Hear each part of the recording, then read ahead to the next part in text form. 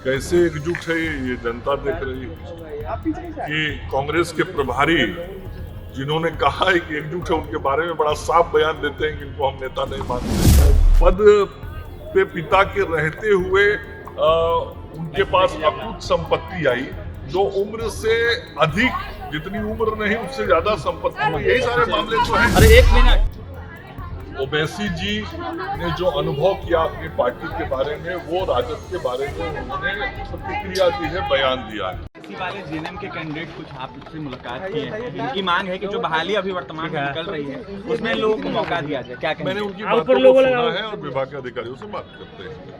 मौका दिया जाएगा क्या? मैंने उनकी बातों को अभी तो ध्यान में आया, मैं अधिकारियों से बात करता हूँ। मैं सर, कल महागठबंधन की बड़ी बैठक हुई है, कह रहे हैं कि हम लोग एकजुट हैं। कैसे एकजुट है ये जनता देख रही है कि कांग्रेस के प्रभारी जिन्होंने कहा है कि एकजुट है उनके बारे में बड़ा साफ बयान देते हैं कि इनको हम नेता नहीं मानते हैं, और चुनाव के बाद तय करेंगे कि नेता हमारा कौन होगा। तो यही तो एकजुटता है कि नेता मानने को तैयार नहीं। तो जो नेता ही नहीं मानता है किसी को, उस गठबंधन में एकजुटता कैसे हो जाती है? पहले वो ये तो तय करे कि उनके नेता कौन है। पप्पू यादव रैली करने वाले हैं, कह रहे हैं राहुल गांधी को बुलाएंगे, प्रियंका गांधी को हर बुलाएंगे। राजनीतिक नेता को और कार्यकर्ता को लोकतंत्र में राजनीति करने का संवैधानिक अधिकार है। और पप्पू यादव जी सांसद हैं, तो सांसद होने के नाते भी राजनीतिक गतिविधि करने का उनको अधिकार है। और हर आदमी स्वतंत्र है, पप्पू जी भी स्वतंत्र हैं, जो उनको उचित समझ में आए करें। कांग्रेस को 100 सीटों पर चुनाव लड़नी चाहिए।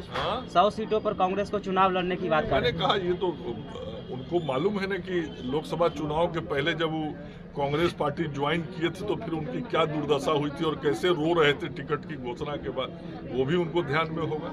गए थे कांग्रेस पार्टी में और कांग्रेस ने बेटिकट करके उनको प्लेटफार्म से वापस कर दिया था।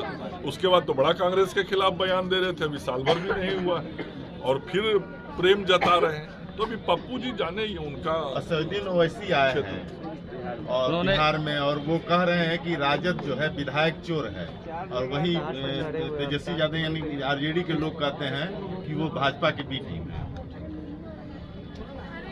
ओवैसी जी ने जो अनुभव किया अपनी पार्टी के बारे में, वो राजद के बारे में उन्होंने प्रतिक्रिया दी है, बयान दिया है। अब ये ओवैसी जी और राष्ट्रीय जनता दल के बीच का जो वाकयुद्ध है, ये वो दोनों जाने। लेकिन हम इतना जरूर जानते हैं कि ओवैसी जी के आने से बिहार के राजनीति पर कोई असर नहीं पड़ने वाला है, और ओवैसी जी के फॉलोअर बिहार में नहीं हैं। वो फिर चुनाव में साबित करें उनकी ताकत है, तो चुनाव परिणाम से उनको बताना भाजपा को फायदा मिलेगा कहीं न कहीं जब मुस्लिम वोटों का ध्रुवीकरण तो होगा। उनको साबित करना पड़ेगा कि बिहार में कि हाँ उनके फॉलोअर हैं कि नहीं है, उनकी ताकत है कि नहीं है।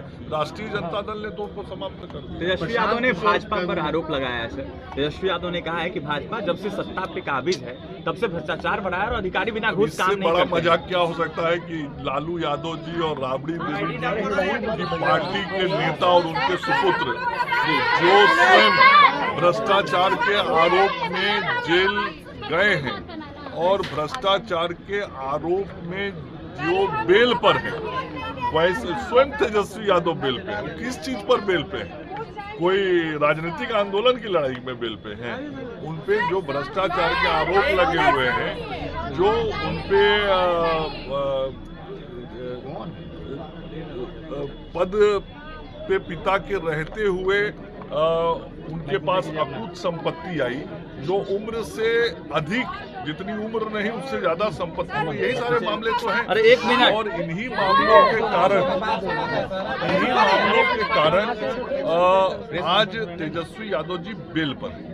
तो जो स्वयं भ्रष्टाचार के आरोपों से घिरा हुआ व्यक्ति है, वो ऐसी बात करे तो ये तो मजाक है। सर, चिराग पासवान ने जो सवाल उठाया है जातिगत जनगणना के बारे में, उन्होंने कहा है कि आंकड़े सार्वजनिक नहीं करने चाहिए, तो इसमें भाजपा का क्या पक्ष है? क्या आंकड़े सार्वजनिक करने? देखिए, आदरणीय प्रधानमंत्री जी के नेतृत्व में भारत की कैबिनेट ने ये निर्णय किया है कि देश के विकास के लिए, देश को समेकित रूप से आगे बढ़ाने के लिए ये जातिगत गणना किया जाए, ताकि